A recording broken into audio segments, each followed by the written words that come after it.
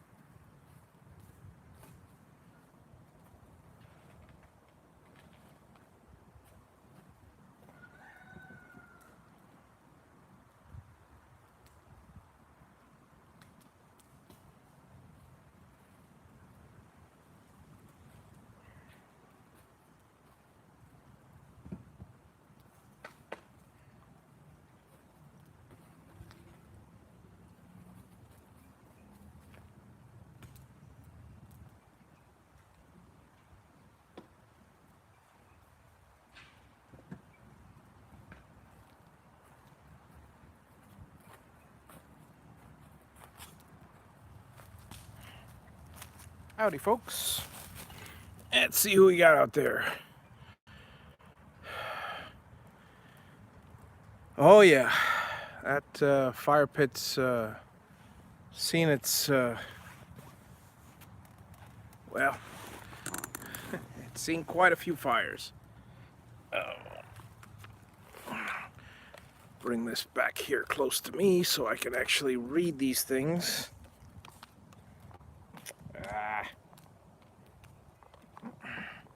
Sorry, readjusting here.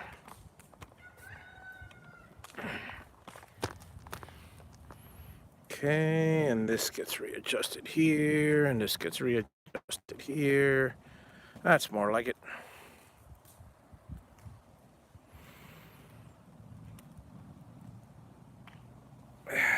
Yeah, that pit is, it's seen better days, but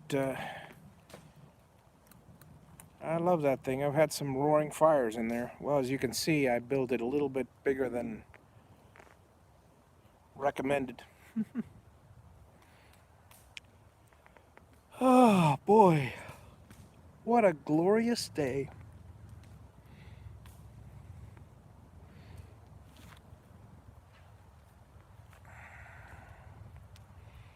It's been cool,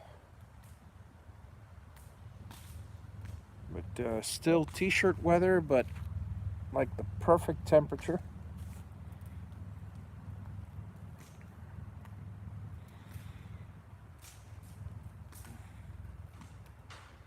Fire's going nicely.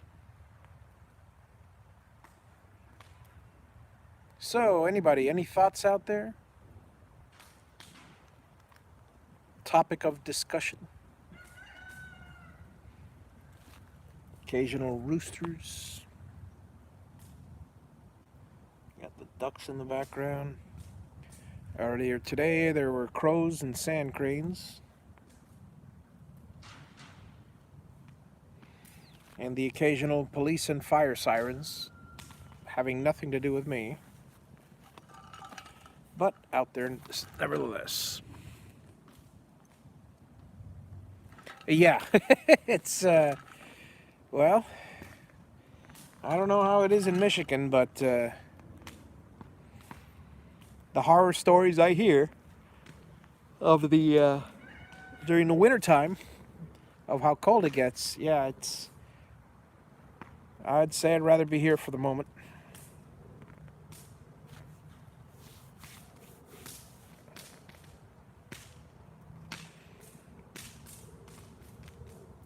Listening to the fire crackle.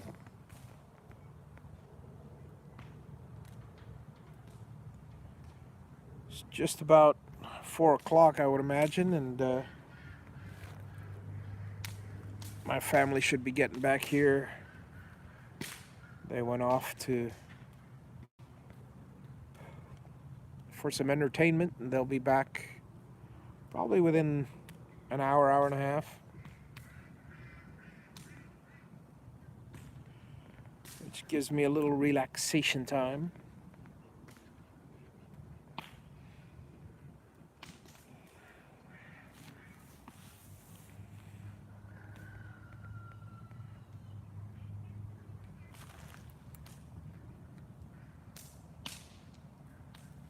Eight-inch snowstorm, that's no fun.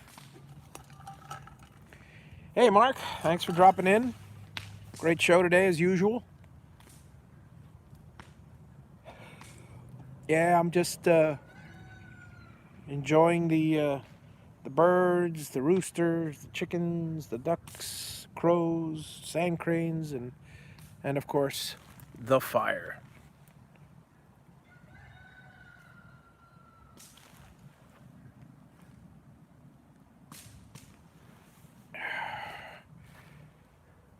But yeah, I'm serious, Mark, about the Xylotech.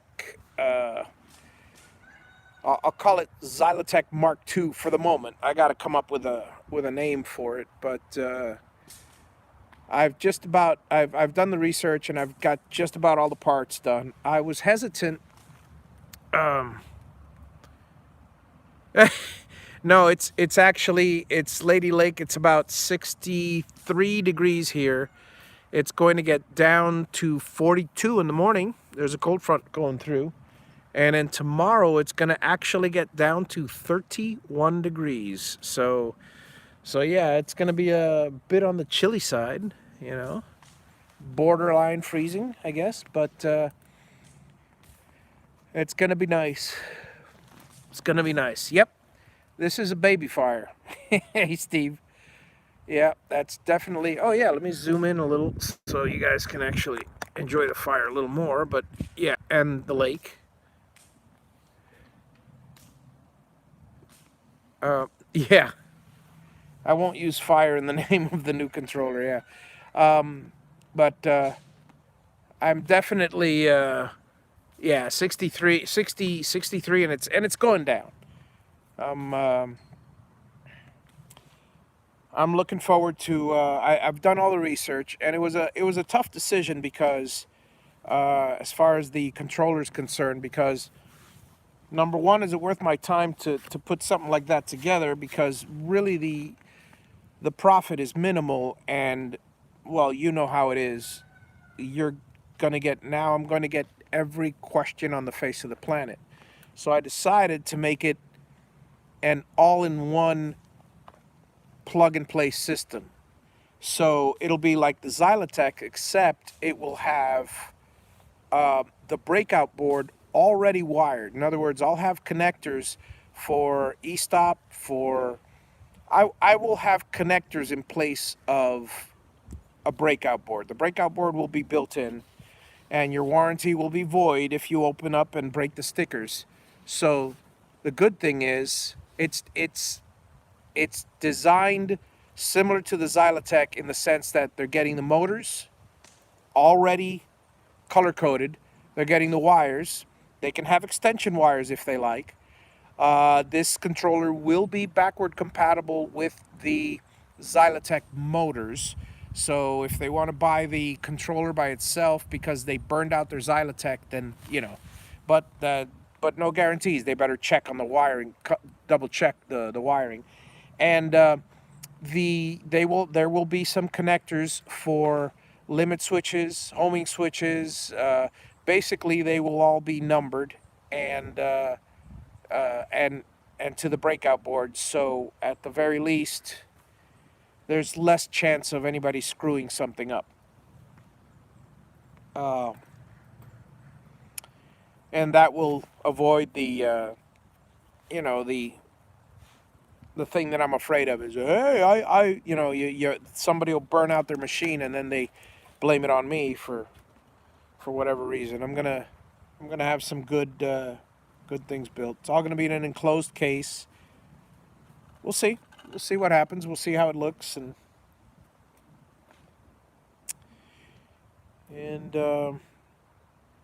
I've got most of the materials for it. Yep, yep. I appreciate it. I appreciate it. Dave said the same thing, and I do appreciate it. I can. At first, it'll be slow going. It'll be a 2 week, but similar to Dave. As soon as I'm not going to take funds out of my other projects to stock this up. Not until I'm sure it's a I don't want to call it a winner, but I'm sure it's profitable. And then at that point, so it'll be a test run the first few months. But after which, basically, I should have a good stock, a good batch in stock. So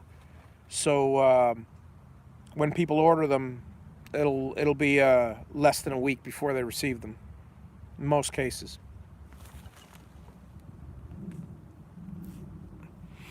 Yeah, absolutely, Steve. I'll definitely let you know, and I'll give you the Steve Nealon price. I'll see what I can do with it.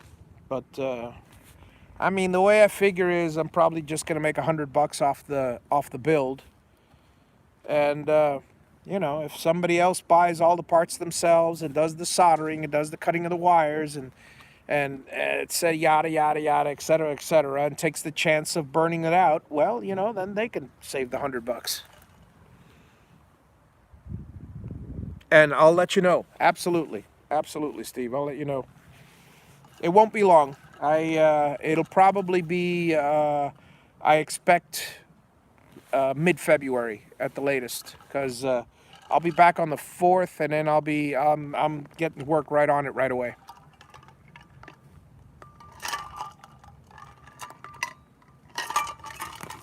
Oh, this weekend has been fantastic. My wife and daughter were here, and I love having them with me because they're, frankly, either I'm always here working on the property, for me, but for them, and yeah, that's what I'm looking for, is the name. I'm trying to come up with a good name. And I'll tell you about that now, Mark. And so, either I'm here at the property, so I miss them every 10 days out of the month practically, or a week out of the month, or they are practically. I mean, I see them in the afternoons, but I barely get to talk with them because my girls go straight to their homework. I mean, they're in some rigid classes there, and my wife. I mean, she works her butt off all day long. She gets home tired and she goes to sleep early because she's a teacher, yada, yada, yada. So after she goes to sleep around, say, 8 o'clock, I got nothing to do. I go with chat with my friends on Hangouts. But, because I've done the day's work during the day, if there is any. And so that's been the cycle. So it's so nice to have them out here. I missed the early days where it was just my wife and myself, We both had 9 to 5 jobs. We'd come home and spend all the time together. I mean, we're each other's best friend, and we love chatting with each other. It's like I can't wait to get back to that, and that's what this is all amounting to. And then so she got here, and and she drives up, did not see the container at all. She completely missed the container. Well, let me walk over and show you the container right now. Hang on, because now that it's hang on, so, cancel this. Now that it's public knowledge, let me do the old walkthrough here. So, how do you not see a 40-foot? Get this, 40-foot high cube, so it's 10-foot high. All right, because it's on 6-inch. It's 9.5 feet on the inside, but it's on 6-inch things. Okay, so how do you not see it? Well, let me go to the angle in which she came in. And the easy answer is she didn't see it because she had laser focus on the lake. She says, I want to see my lake. I want to see my lake. Because she knows I've been clearing bamboo, and that's the big thing with her is the lake. So anyway, this is the view she has of the container. So it's a little camouflaged. I've been working on it. So this is the, I have to put some more. See, what I did was I took the bamboo. Let me see what you guys are saying, because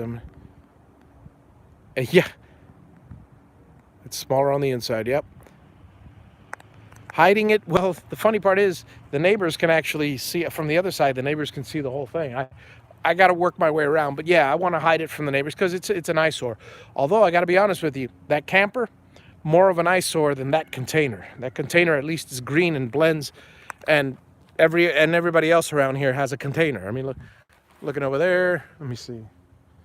Yeah, you see somewhere around one of these places. There's some red containers over there. There's a white container. I don't know. I can't even see it from here. Yeah, around whatever. Anyway, no, I did not plant some more bamboo. Here's what I did. Now, this particular bamboo, and if it does grow, no big deal. But I talked to an agricultural guy, and he said this running bamboo will not grow once you cut it. You have to plant it from the rhizomes. It will not take off from shoots. So I thought to myself, well, what am I going to do with these shoots? Because, these things are mowing them just creates a mess that takes forever to rot. Burning them, well, it's a lot of work. And then I thought to myself, use them. Look, I had the trench digger for the well pipe, for the electrical. I'll show you that in a second. And so I dug a trench, 2-foot trench, and basically every 8 inches or so, I stuck a full-size bamboo. They're about 25 feet or so on average. Some of them go up a little higher, whatever.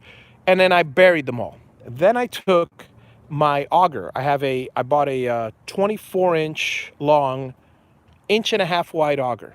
That thing is perfect. And this is basically sand because it's been trenched. So now in each of the 8-foot pieces, I drilled 2 holes. Cut some more bamboo, and I cut them in half. So now you have here the following, which this is, well, I don't know now. My God, I can't even tell. And I'm standing in front of it. What you have is, in order, you have a tall 25-foot bamboo, half of one, in other words, a 12-foot stock bottom piece, which is nice and thick, so it'll cover the bottom. and high enough that it'll cover the container. The only issue is if I only had those two I started out with, I was started out thinking, oh, the tall ones will take care of it all. No, the tall ones are so tall that I could see through, like you could with you could see all these houses through the trees, even though you can't see the sky, because all the leaves are up there. There's very, very little blockage. So I thought, hell, well, wait a second. Let me cut the tops. So now I have a whole stalk, a bottom, and a top. A whole stalk, a bottom, and a top. And then that way, I got a good screen. And I mean, you can't even tell that was the big eyesore right there. Is that gray trailer? The other thing was at least green. So I'm working on thickening it up. And while I have another 200 feet by 75 feet of bamboo to cut down, I might as well, and I did. I trenched from all the way from the end to the end. Basically, I trenched about 600 feet, 600 feet of the entire line. And over the next few visits, I'll be cutting all the bamboo, moving them to there, and doing the same privacy screen until I can afford a bunch of trees. But for now, hey, if they block the noise from the street and the view of those houses, which is the only ugly view I have in the whole place, if you call that ugly, it's your neighbor's houses. Well, anyway, so that's that. And let me tell you, the lake is looking phenomenal. There's grass as I trip over my own chair. So when they finally saw the container, no, she saw how nice and neat it was, and hang on a second, let me accommodate myself here back in the chair. She saw how neat it was, and this leg has to be taller. Goodness gracious, working with a tripod on uneven ground is not fun. There we go. Hang on.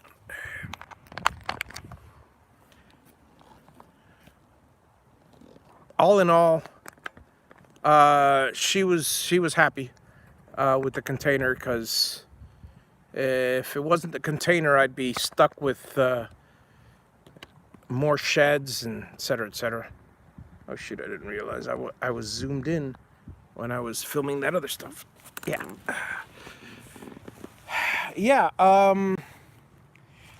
Her words were, and I quote, I go, what do you think of the container? She says, and I quote, it's perfectly fine with me. You know our deal. And the deal that she's referring to is, I don't mess with the house, and she doesn't care what I do with anything outside of the house. So, yeah, I have a gimbal, but I'm not pulling that out now. And then the battery on the gimbal only lasts like, a short time. So yeah, as long as, again, that's the deal. Everything outside of the house is mine. The house is hers. I keep it. I don't mess with the house. If you come to our house, that house is spotless. The house is clean. Yeah, just definitely don't block the view of the lake. Yeah. If I would have put the container in front of the lake, she would have had some words with me.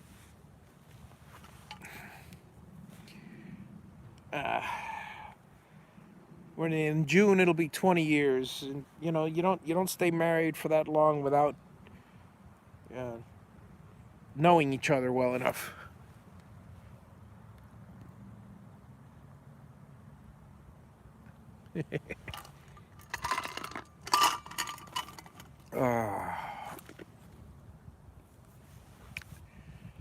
But yeah, it's really nice out here.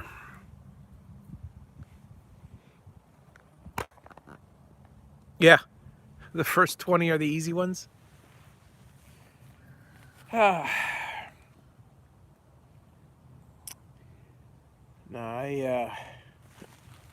I basically got the deal of a lifetime.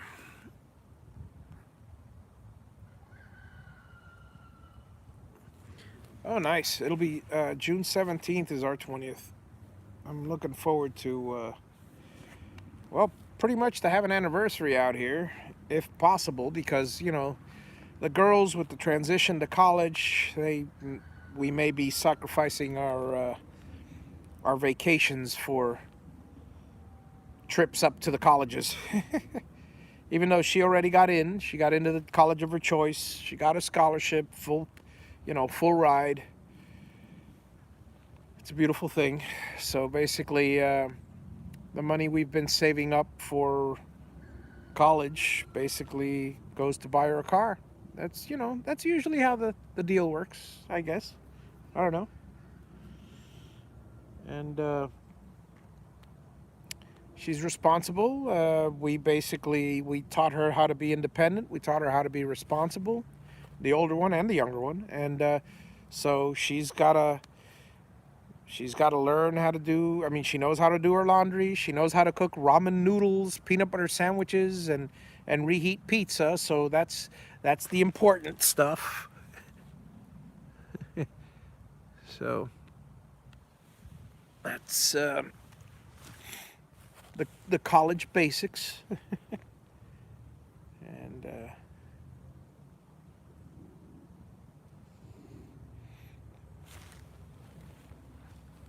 typical college fare. Yep, yep. And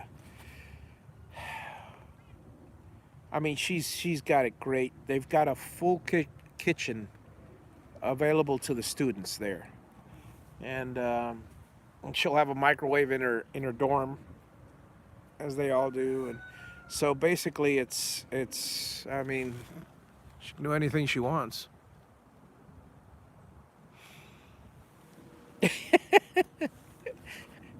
Too lazy to break in someone new.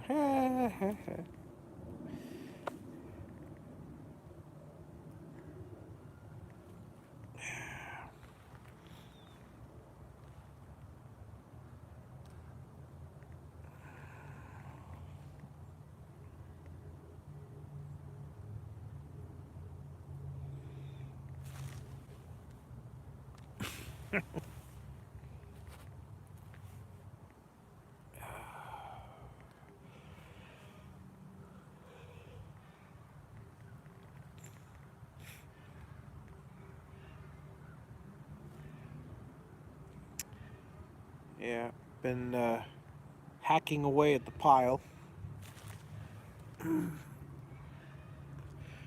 All right, have a good one, Mark. Enjoy. And shop cheap and well.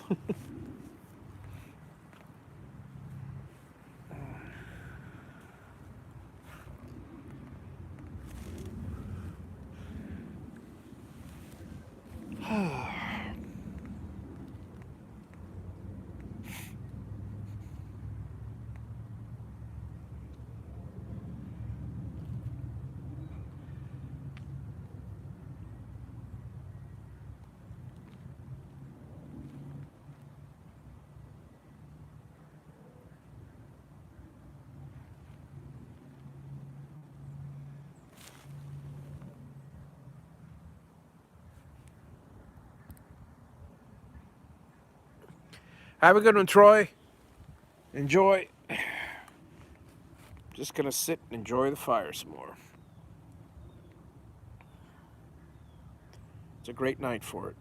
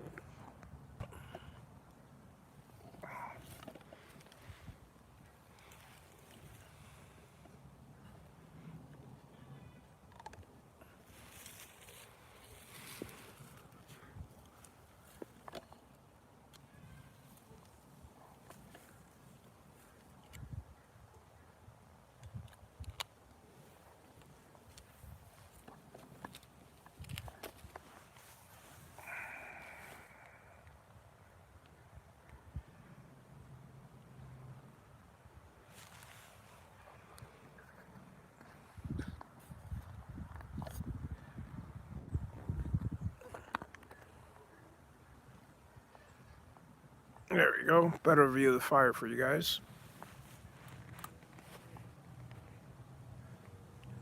Stick that on a loop and make it your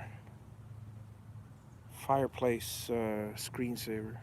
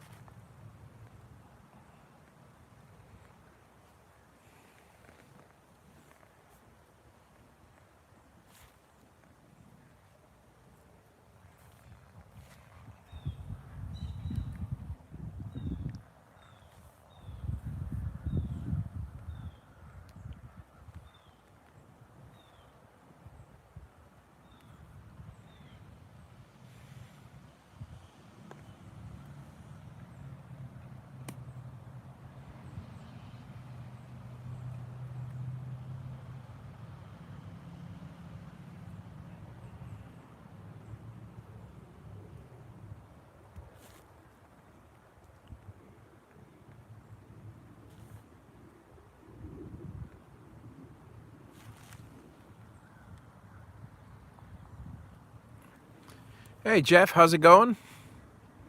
No, no concrete. Um, it'll be a while. It'll be a while. I do have a container, but no concrete.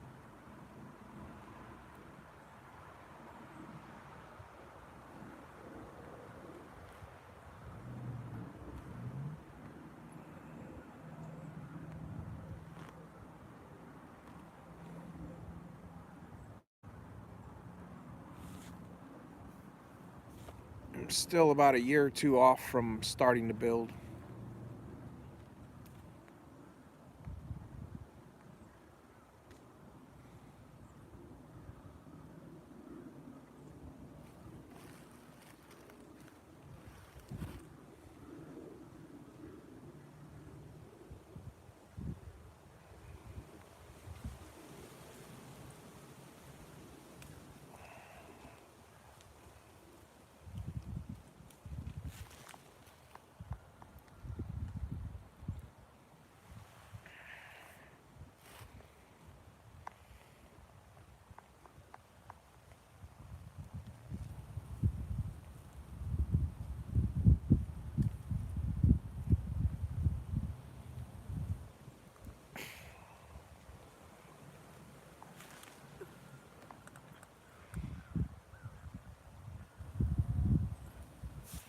I'll probably do stick building. Definitely. Well, I'm gonna have a monolithic slab, and it'll be stick built. Unless I win the lotto, then just order a bunch of block layers. But frankly, it's just a lot of it's a lot of hassle to be to build with concrete. Very big expense, and you don't need it around here. It'll be stucco on the outside.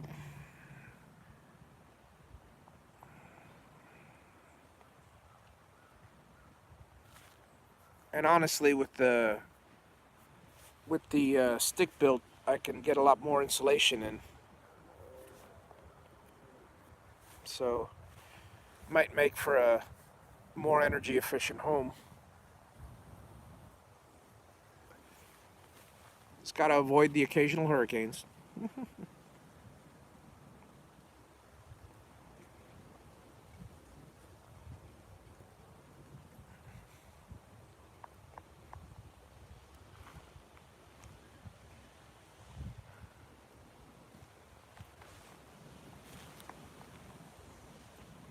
Yep, 2x6. Exterior walls will all be 2x6. The interior will be any load bearing will be 2x6 also, and then any interior walls will be 2x4. You know, small partition walls and stuff. But For the most part, everything will be 2x6. It'll be the exterior will be stuccoed, so I'll have a nice barrier on the outside. The roof, haven't decided yet. Depends if I can. Might end up being shingle roof. I've never had an issue with shingles.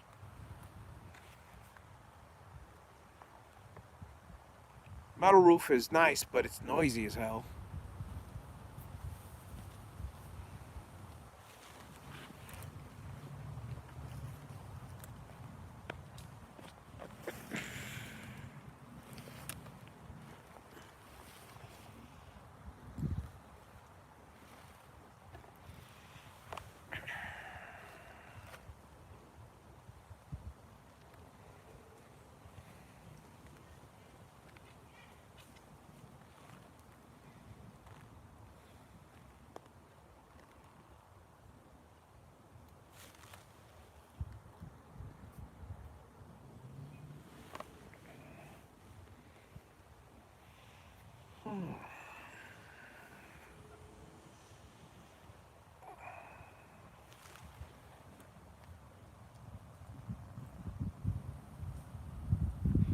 No, I've done oh, 30 something years in construction, and I can tell you, metal frames. All the commercial, uh, eh, all the commercial buildings I've ever built were have been all metal frames. Mostly steel structure or concrete block exterior and metal partitions inside. All the residential stuff has been 2x4 inside, and down south by where I live in Miami, it's all CBS. It's all concrete block. But here, uh, I there's it's very rare that you see a concrete block. But they're almost all 2x4 stick frame. 2x6 rather. 2x4 or 2x6.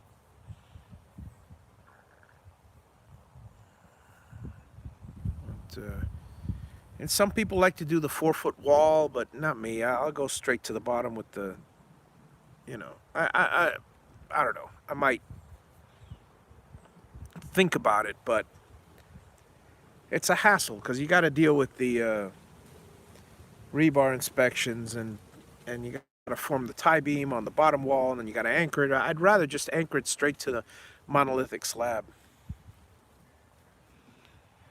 So we'll see what happens there.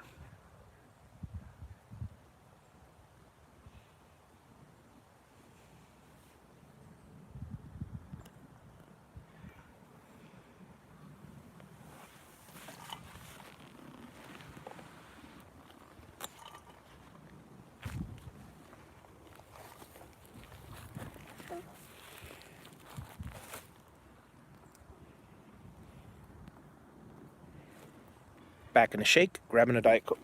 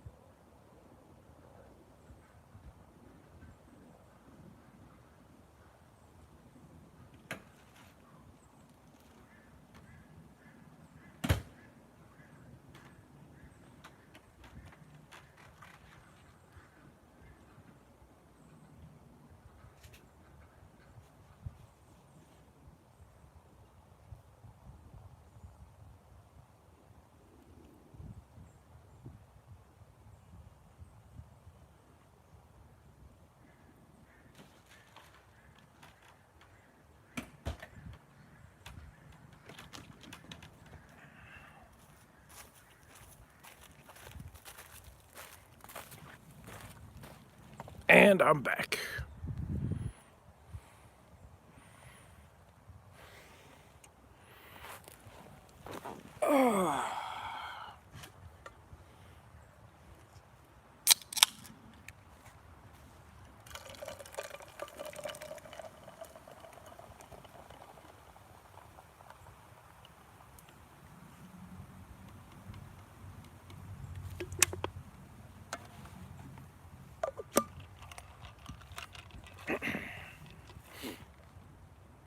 Have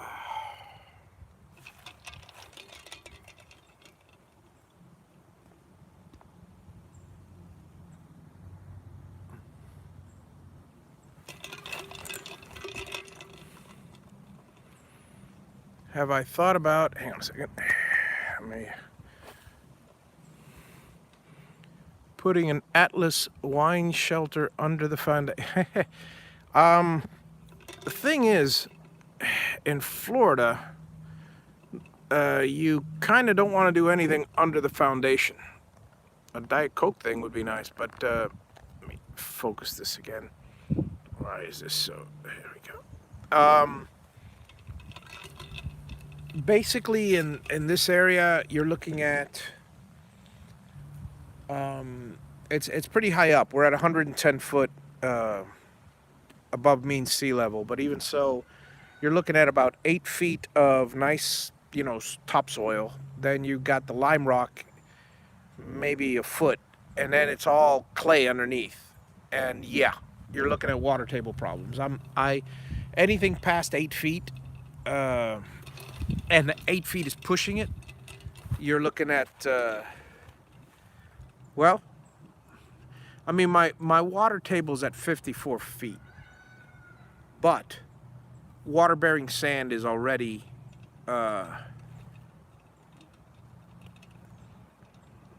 yeah, it's take it or leave it. It's I don't like building on sand. I like building on soil and clay. I mean, clay is good and lime rock is fine, but I'm not a fan of digging past the lime rock to build on sand. It's just asking for a sinkhole or whatever.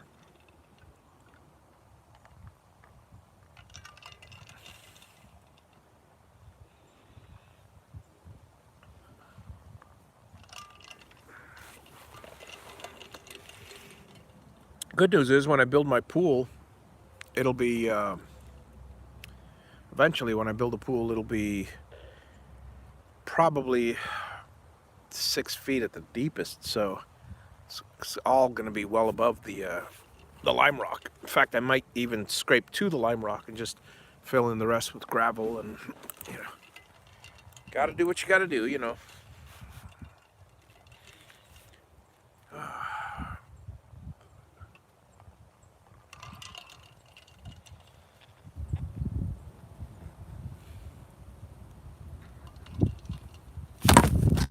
Well, sorry about that. Nice little wind blew the tripod down. Let's get back up here.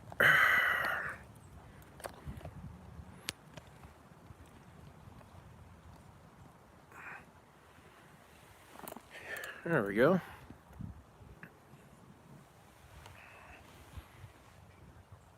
Whew.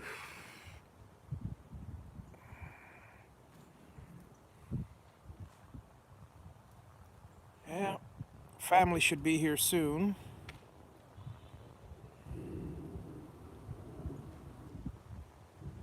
So I'll give it another 5 minutes and then call it quits here.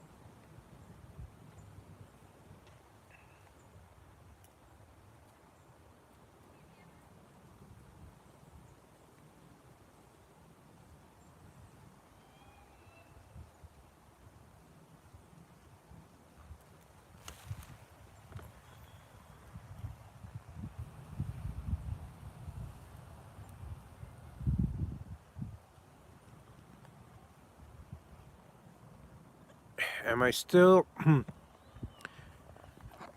I still painting for my full-time job, or have I retired? Well, that's a very good question. I haven't been taking on any new clients. How's that?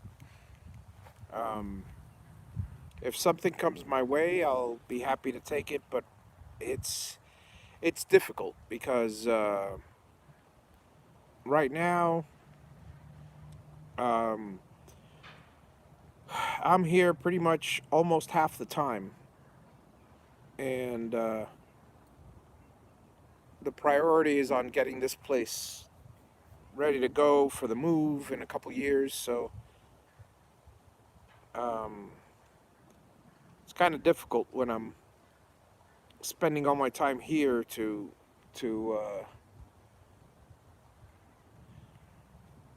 paint. I still got a couple of guys and a couple of crews that do paint. So yes, uh, but me personally, no. I this and then catching up on the to-do list at home, and when I'm home, taking care of the bills, taxes, management of the companies, and all that stuff while I'm there. That's pretty much my only job at the moment.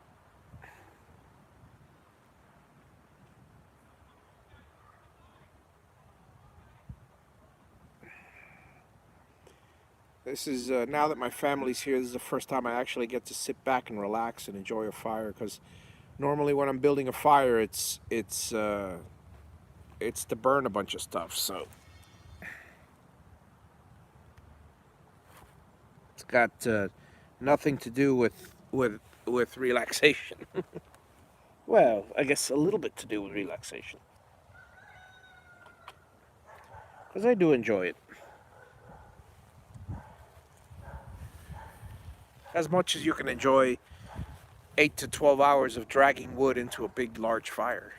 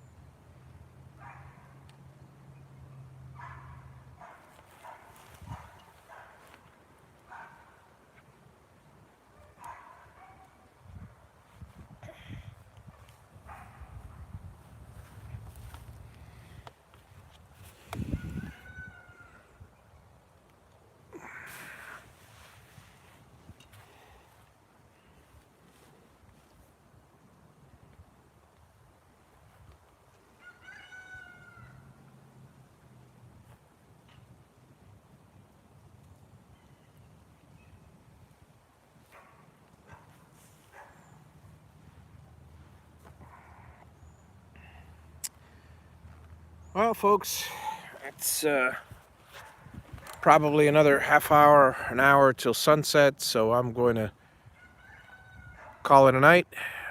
Throw a little more wood to keep the fire burning, to keep the embers burning, so I could just throw some wood in the morning and it'll continue like I did last night.